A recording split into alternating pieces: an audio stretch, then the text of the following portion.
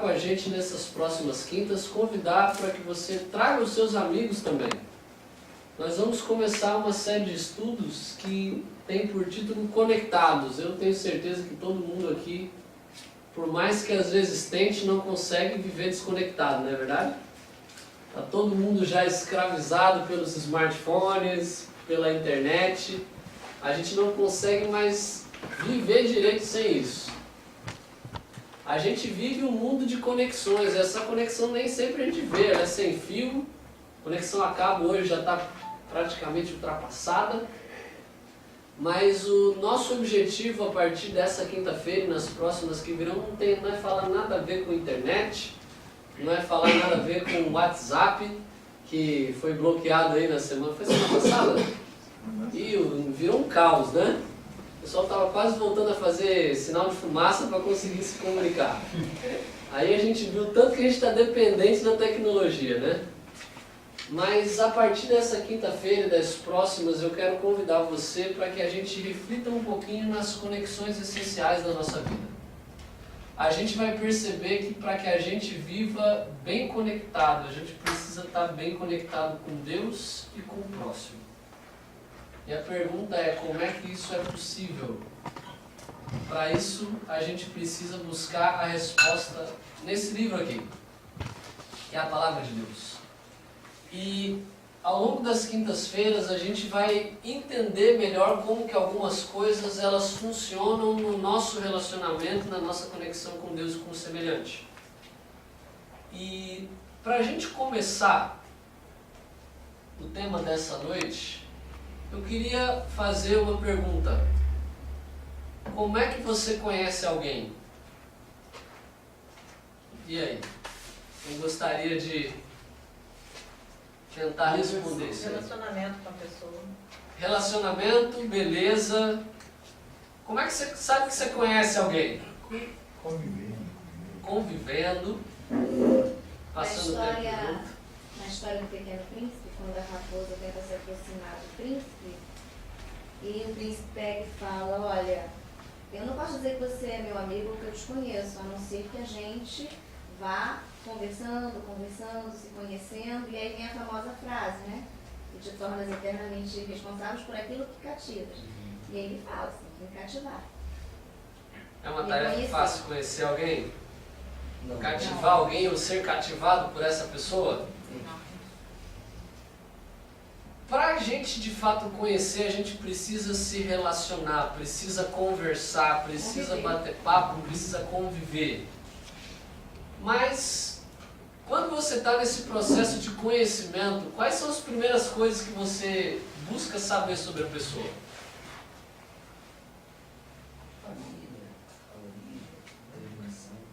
O nome. O nome? O nome talvez seja o primeiro, né? Eu admito que eu tenho uma dificuldade gigantesca com nome. Eu sou péssimo com nome. Eu me lembro, eu já tive a oportunidade de trabalhar vendendo livros nas casas das pessoas durante as férias.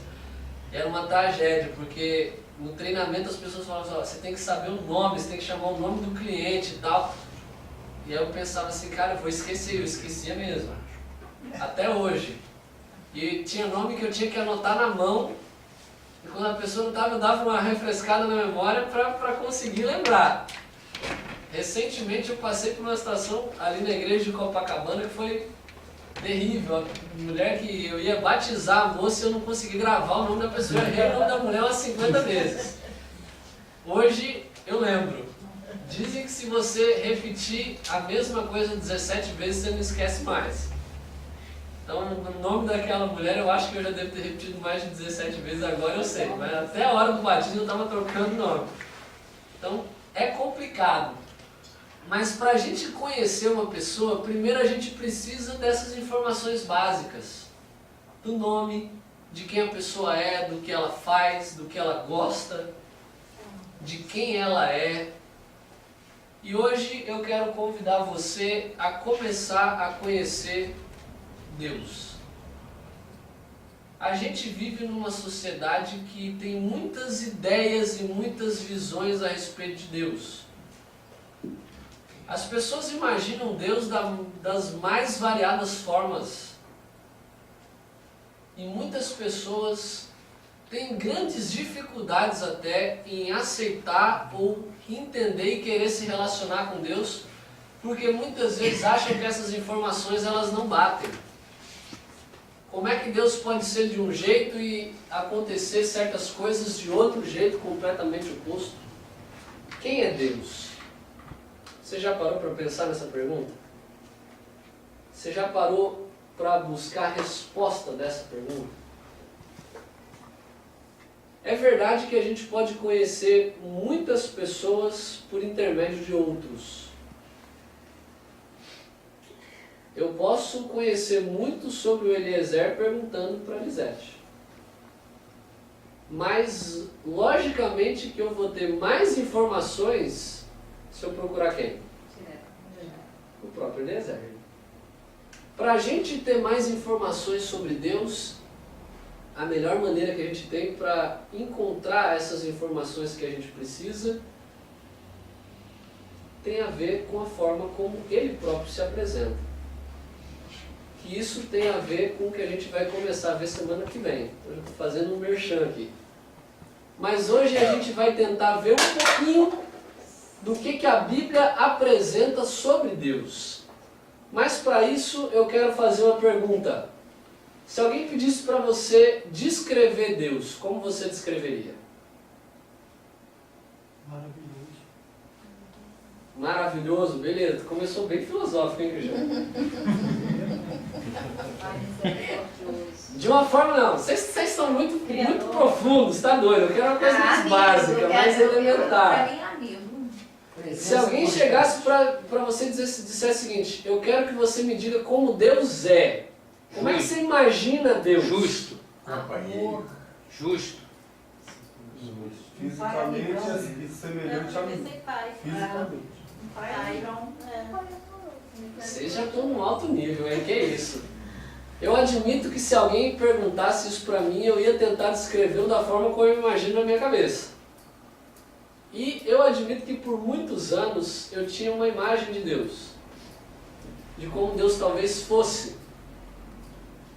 E eu tive a oportunidade por alguns anos da aula de ensino religioso e fazendo essa pergunta as pessoas começaram a descrever, a imagem batia um pouquinho, eu tentei fazer um desenho. Não sou um exímio desenhista, isso aqui foi um registro de uma das aulas. Quando alguém fala em Deus, eu imaginava, e essa é talvez uma imagem ainda muito comum que as pessoas tenham de Deus, elas imaginam um sujeito, né? Eu até perguntava para os alunos, isso aqui na verdade foi um aperfeiçoamento da imagem que eu tinha, eu fui perguntando para os alunos. Então você imagina um bando de adolescente, então como é que você imagina Deus? Ah, Deus é um sujeito de barba branca e cabelo branco, sentado num trono, numa nuvem. E aí eu começava a perguntar, você acha que ele é gordo, ele é careca? Não, ele tem cabelo branco, ele é forte, então ele não é aquele, né, baixinho barrigudo, como alguns talvez imaginam na cabeça deles. E eles, continuando a descrição, diziam que no fundo você podia ouvir aquele coro angelical cantando, né? Então, como se a presença de Deus se manifestasse, você tivesse aquele fundo musical, né? Aquela coisa assim, né? Super naquela atmosfera celestial. Essa aqui é a compreensão de alguns adolescentes. Eu fiz uma pesquisa um pouco mais aprofundada sobre esse conceito. E até o ano passado eu tive a oportunidade de trabalhar em outra escola, lá em Petrópolis, e em algum momento eu fui na sala das crianças, porque se tem gente que pode ensinar, adulto é criança, né? E olha que legal, né? Você pedir para uma criança num exercício desenhar como ele imaginava Deus. E algumas pérolas foram apresentadas. Olha, esse bateu até com a descrição, né? Também imaginava Deus aí como alguém de barba, cabelo branco e tudo mais na nuvem. Esse outro já colocou alguns detalhes um pouco mais curiosos, né? Ele imagina Jesus de mullets, né? Aquela moda lá dos anos 90, 80, com um bigodinho assim, bem estilo francês, enroladinho nas pontas, né? Um bigode bem estiloso.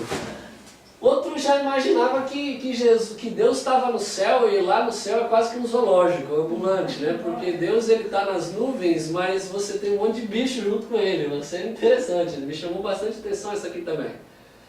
O outro colocou já Deus ali no paraíso, tendo o seu castelo também, de uma forma mais normal. Esse aqui me chama muito a atenção, não sei se ele ouvia muito aquela música que perguntava qual era o tamanho do braço de Jesus, né?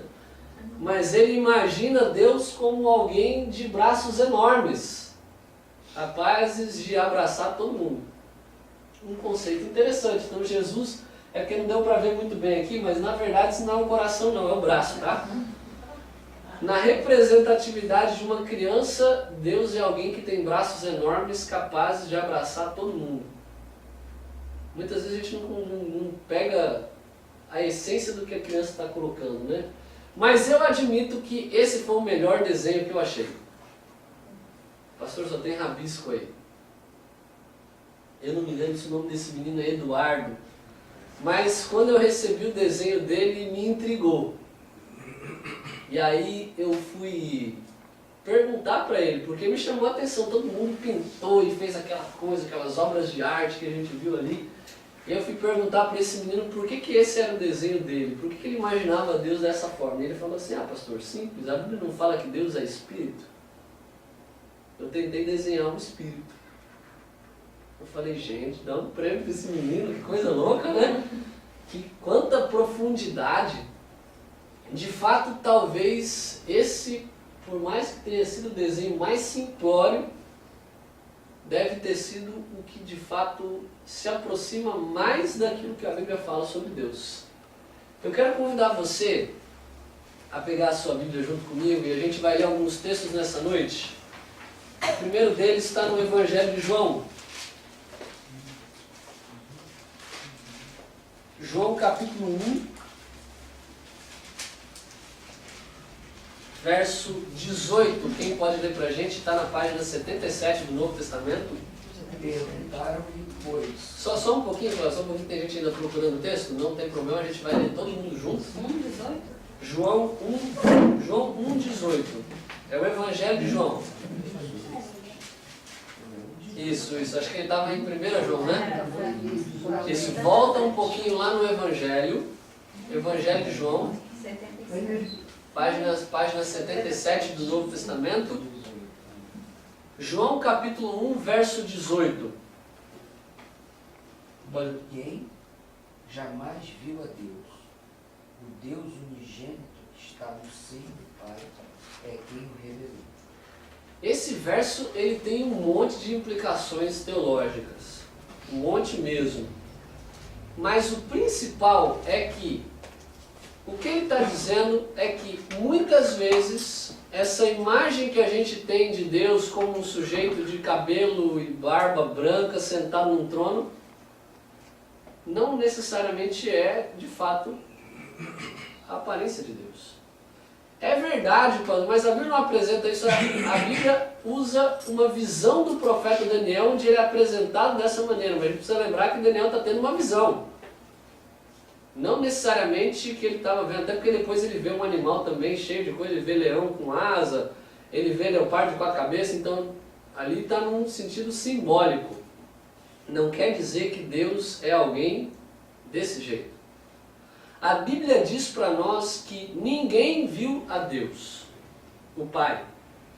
Que todas as manifestações físicas que as pessoas tiveram de Deus ao longo da história, na verdade, eram o próprio Jesus Cristo revelando o Pai. Mas por que ninguém viu a Deus? A Bíblia não fala fisicamente como Deus é. Talvez porque, se nós víssemos como Deus é, nós seríamos tentados a segui-lo pelas razões erradas.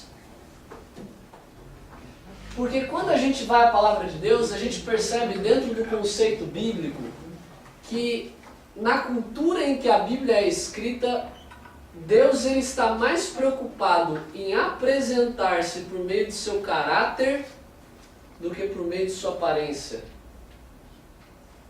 Ou seja, se nós pudéssemos vislumbrar Deus, primeiro a gente teria um grande problema, porque possivelmente a gente não suportaria a glória dele.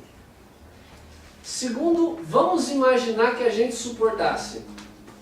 Nós possivelmente o seguiríamos pelas razões erradas. Eu era muito pequenininho quando aconteceu a eleição do primeiro presidente impedido do Brasil, né? Fernando Collor. Mas eu me lembro que minha mãe contava que muita gente só votava no Collor, principalmente a mulherada, porque achava ele bonito. Eu falo isso não é de nada. Ah, é? Ela fica com raiva. Muita gente olhava para o Collor e pensava o seguinte: olha, tá aí um cara que vai representar bem. Cara de porte, de aparência, bem colocado, e aí deu no que deu depois, né? Deus, ele não quer que ninguém o obedeça, o siga, simplesmente pela forma como ele se apresenta. Ele está mais preocupado com atributos de caráter. E é interessante quando a gente vai à palavra de Deus, na cultura do Antigo Oriente, os nomes tinham uma forte ligação com o caráter da pessoa. Por isso que o nome de Deus, ou os nomes utilizados para Deus, também eram atributos e manifestações do seu próprio caráter. Você vê que os nomes de Deus colocam isso tanto no Antigo Testamento, escrito em hebraico, quanto no Novo Testamento, escrito em grego. Os nomes de Deus carregavam um sentido, o sentido de um Deus pessoal, um Deus amoroso, um Deus criador, um Deus que é Senhor de todo o universo. Os nomes de Deus revelam manifestos e atributos do seu caráter. E Deus não quer que nós o sigamos, que nós o conheçamos de forma interessada, pelo que ele apresenta ser. Mas ele quer que a gente se relacione com ele pelo que de fato ele é. A Bíblia não fala nada praticamente, com exceção desses simbolismos, sobre a aparência de Deus. Mas ela apresenta inúmeras qualidades da pessoa dele. Porque ela quer dizer para a gente o seguinte: conheça Deus não pelo que ele parece ser, mas pelo que de fato ele é. E o que a Bíblia fala sobre Deus? A Bíblia apresenta algumas características sobre Deus. A gente vai ler algumas delas. A primeira delas é que Deus, ele pode três coisas, ou ele é três coisas. A primeira característica que a Bíblia apresenta de Deus é que ele é onipotente. O que significa dizer que Deus é onipotente? Já parou para pensar nisso? Vamos ler o texto bíblico, Salmo 91, verso 1, lá no meio da Bíblia, página 417, Salmo 91, verso 1.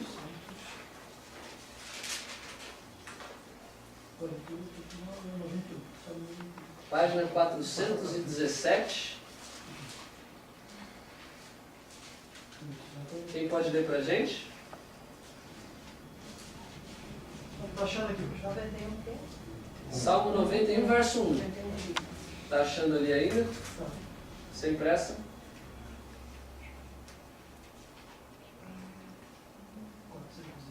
417 no Velho Testamento.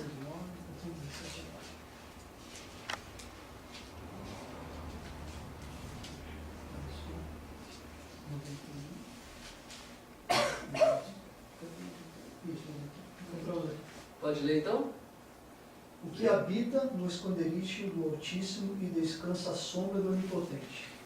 A Bíblia chama Deus de onipotente. O que quer dizer uma pessoa onipotente, um ser onipotente? Vamos lá. Pode tudo. Ele pode tudo.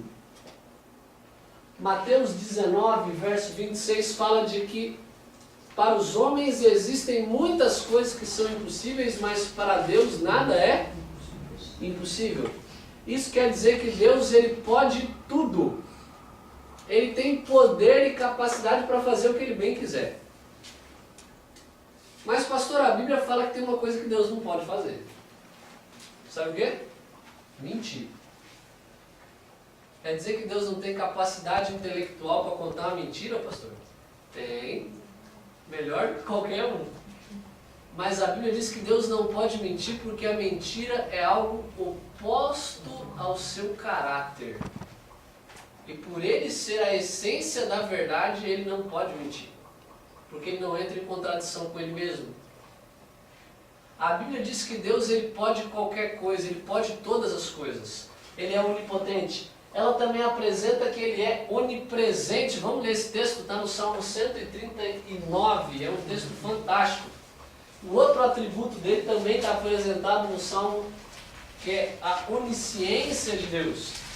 Salmo 139. Vou pedir para a gente ler aqui de baixo, começando com o verso 1.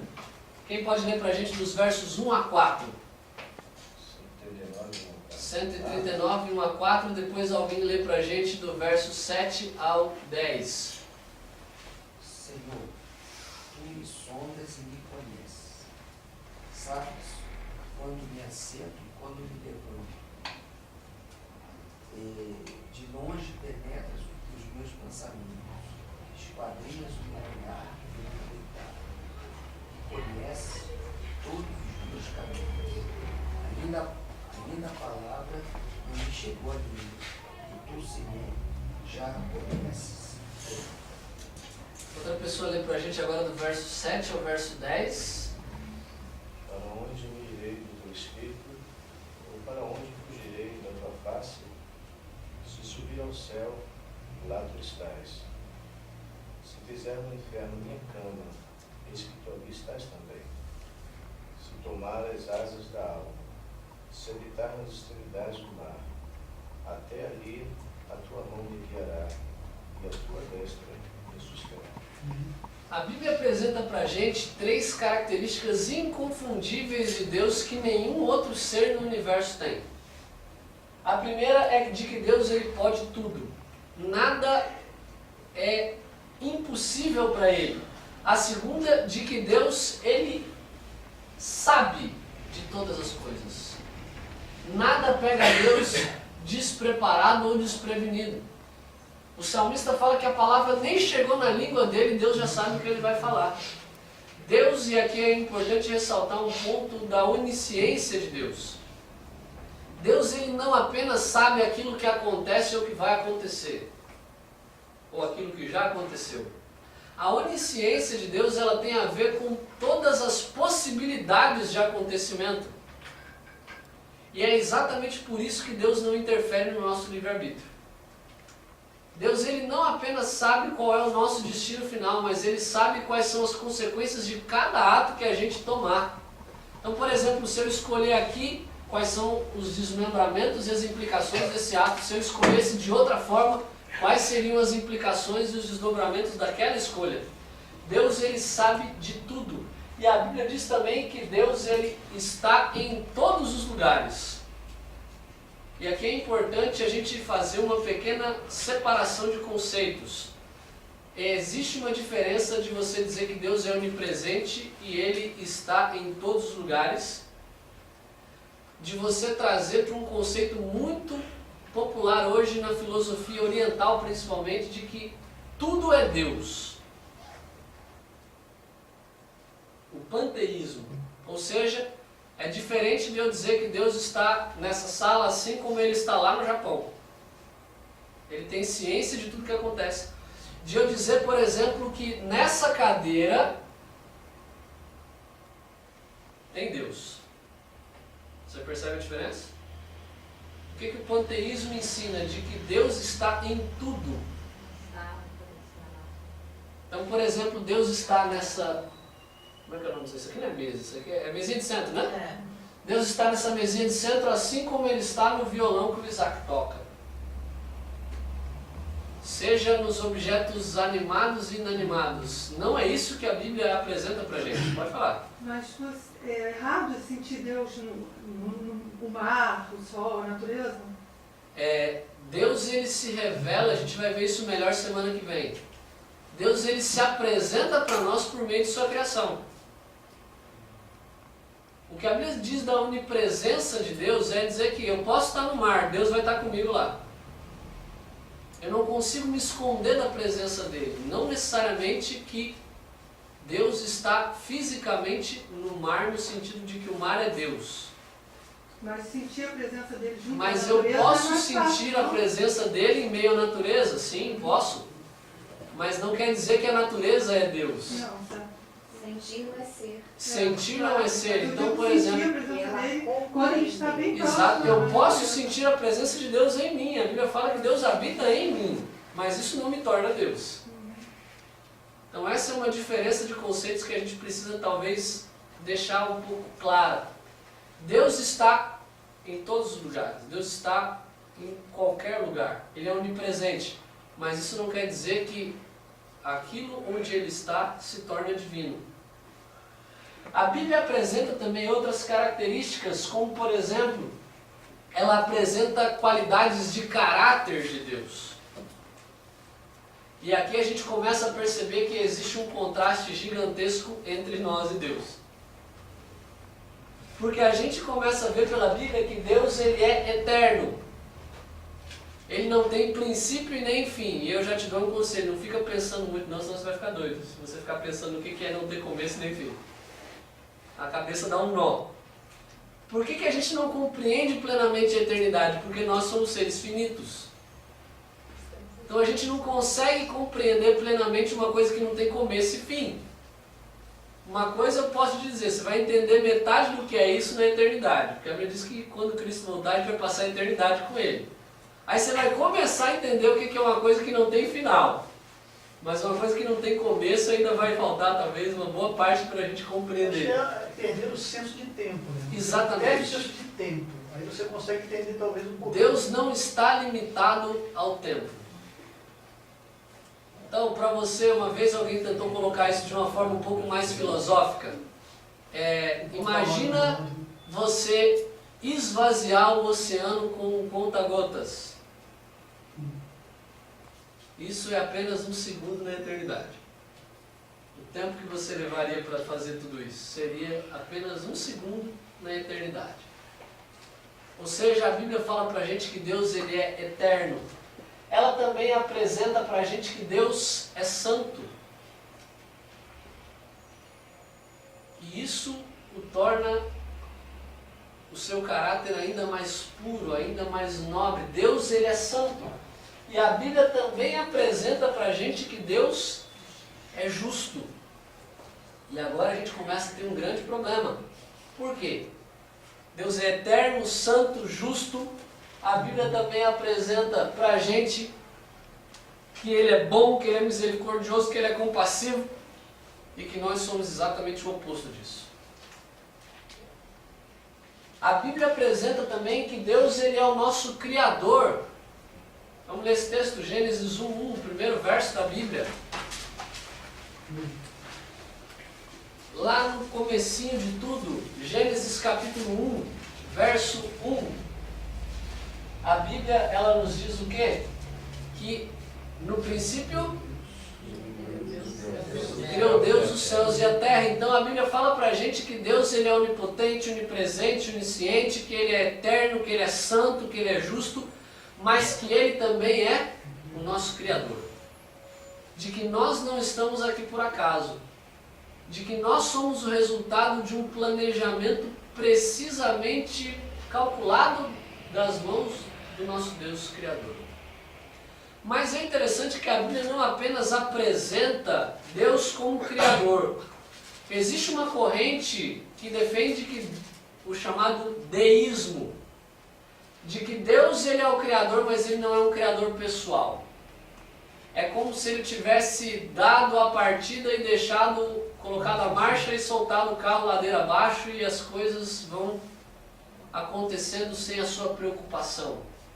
Olha o que a Bíblia fala lá no Evangelho de Mateus, eu quero ler o capítulo 10. Mateus capítulo 10.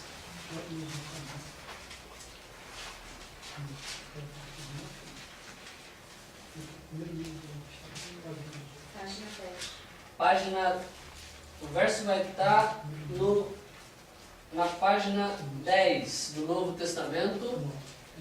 É o primeiro livro do Novo Testamento, Mateus capítulo 10, versos 29 até o verso 31. Eu acho esses versos fantásticos.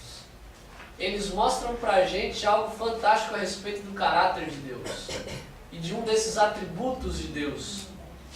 Mateus capítulo 10, a partir do verso 29. Alguém ainda que não leu, pode ler pra gente?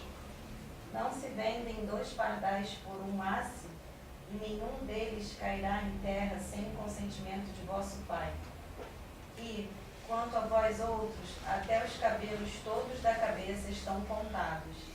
Não temais, pois, bem mais valeis vós do que muitos pardais.